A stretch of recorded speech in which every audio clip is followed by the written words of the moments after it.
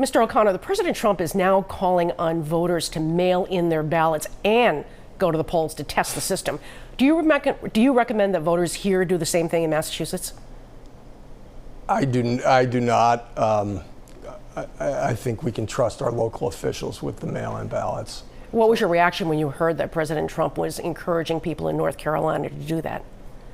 I really didn't have a strong reaction. I think it's a lot of these issues are distractions. The American people, the people of Massachusetts, are hurting. They're out of work to a large extent.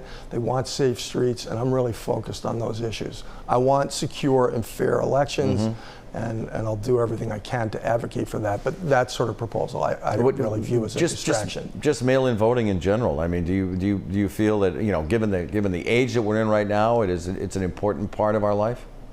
Absentee voting, which is what we had in Massachusetts, which was expanded, I think can be great.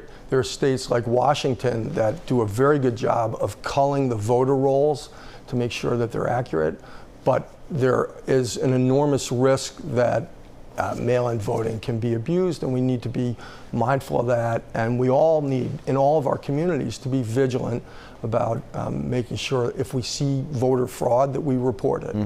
Let's shift the conversation to what's in front of you immediately. As you know, Republicans can struggle in Massachusetts. There is a Republican governor in the corner office of Beacon Hill right now, and of course Scott Brown has been a senator from the Commonwealth fairly recently. So you have the additional burden of convincing them in a period of 2 months. So what is your strategy for overcoming that issue, that hurdle, if it is considered a hurdle? It's hustle, it's technology, and it's an appeal to common sense.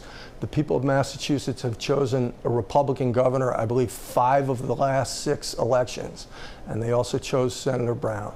The common denominator in all of those races was that people were looking for safe communities and good jobs, and I'm the common sense candidate who will fight for the people of Massachusetts to deliver on those fronts. What makes you a better candidate than Joe Kennedy to run against Ed Markey? Well, I have a longer record. I have a long record of being a unifier and to standing up to people. I've gone to court. I had a lawsuit against the Trump administration last year, which was successful. It involved an immigration matter where my client went to Senator Markey, received no help from him or no successful help. They brought the case to me. I took it to court, and we prevailed. So I'm the free-thinking fighter who will hustle and deliver for the people of Massachusetts. Today you have not agreed with President Trump on very many issues, but yet, did you endorse him? That's what I had heard somewhere. Is that true? Have you endorsed President Trump? I voted for him in the primary, and I'll vote for him this fall. Yes, I think he's the better choice. Kevin O'Connor, thank you so much for joining us this morning. It's our appreciation to have Kevin O'Connor in with us. He's a Senate candidate.